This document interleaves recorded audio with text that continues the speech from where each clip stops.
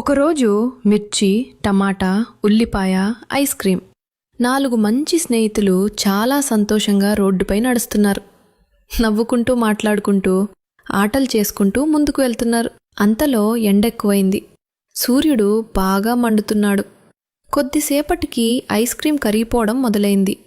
మెల్లగా మెల్లగా కరిగిపోయి ఐస్ క్రీం చనిపోయింది. అది చూసి ముగ్గురు గట్టిగా ఏడ్చారు. మన స్నేహితుడిక లేడు అని బాధపడ్డారు.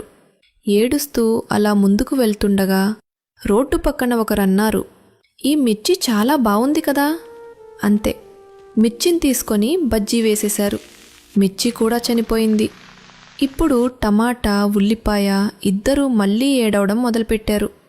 మా ఇంకొక స్నేహితుణ్ణి కూడా కోల్పోయాం అని బాధపడ్డారు. ఇద్దరూ కన్నీళ్లతో నెమ్మదిగా ముందుకు నడుస్తున్నారు. అంతలో ఒక కారు వేగంగా వచ్చి టమాటాను తొక్కేసి ఆగకుండా వెళ్ళిపోయింది. టమాటా కూడా చనిపోయింది. ఇప్పుడు ఉల్లిపాయ ఒక్కటే మిగిలింది. అది చాలా ఒంటరిగా బాగా ఏడుస్తోంది. అప్పుడే దేవుడు అక్కడికి వచ్చి అడిగాడు, ఉల్లిపాయ, ఎందుకింతగా ఏడుస్తున్నావు?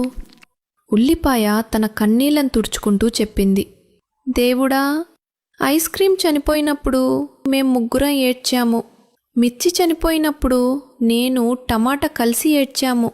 ఇప్పుడు టమాటా కూడా చనిపోయింది. ఇప్పుడు నేను ఒంటరిగా ఏడుస్తున్నాను. దేవుడు కరుణతో అన్నాడు, ఒక వరం కోరుకో. ఉల్లిపాయ ఆలోచించి చెప్పింది, నేను చనిపోయినా కూడా ఎవరో ఒకరు నా కోసం తప్పకుండా ఏడవాలి. దేవుడు ఉల్లిపాయను ఆశీర్వదించాడు. అందుకే ఈరోజు కూడా మనము ఉల్లిపాయ కట్ చేస్తే మన కళ్ళ నుంచి కన్నీళ్ళొస్తాయి.